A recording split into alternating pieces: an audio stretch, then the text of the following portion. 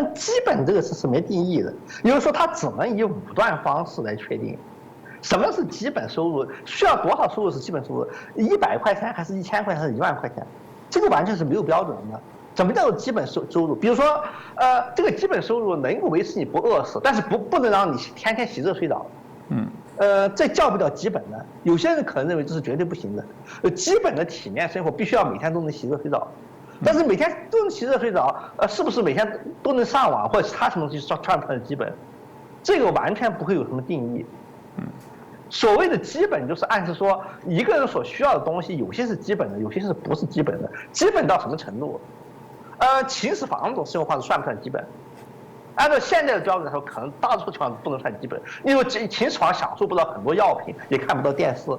随着技术条件的变化的话，有很多现在不被认为是基本的东西，在将来可能会变成基本的。例如医疗技术的改变，假如将来的基因修正方法，或者说是纳米技术的成长，这是完全可能是很有可能在20年以后，纳米机器人就可以治好现在许多不治之症。那么我们解释一下，如果一个人有了病，不能得到纳米机器人的治疗，就必须死。如果得到纳米机器人治疗，可以多活40年。那么他得不到这个纳米机器人的治疗，他算不算是享受到基本待遇？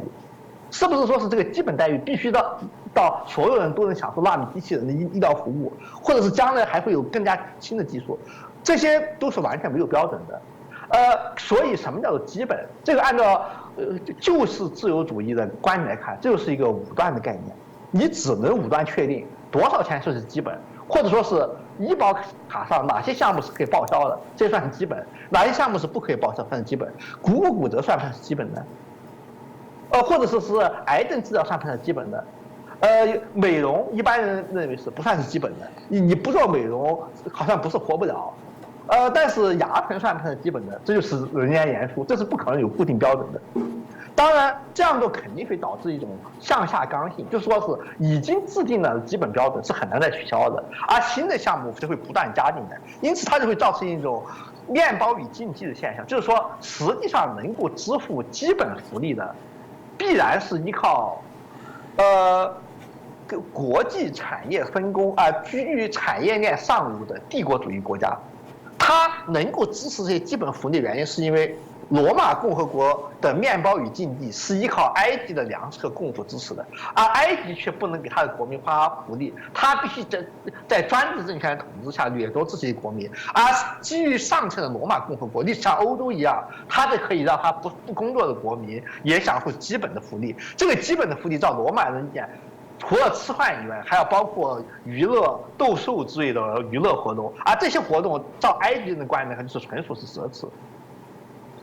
同样在这个问题上，民主不民主变成次要问题。例如，肯尼亚可以算是民主国家，因为它是很少发生政变的，但是它供养不起很多福利。印度的福利也很少，不能跟美国或西方国家相比。那么福利制度的多少？什么叫基本？什么叫不基本？这必然是取决于所在国家在国际分工产业链上的相对位置。因此，它实际上最终的来源是要依靠帝国性质的共富来维持。居于上游的国家以共富方式，以超经济剥削的方式取得下流国家的共富，维持自己的高福利。而福利之间的落差，这构成国际上不断斗争和移民的重要原因。移民就是改变福利的壁垒，会构成落后国家向先进国家的移民潮，诸如此类。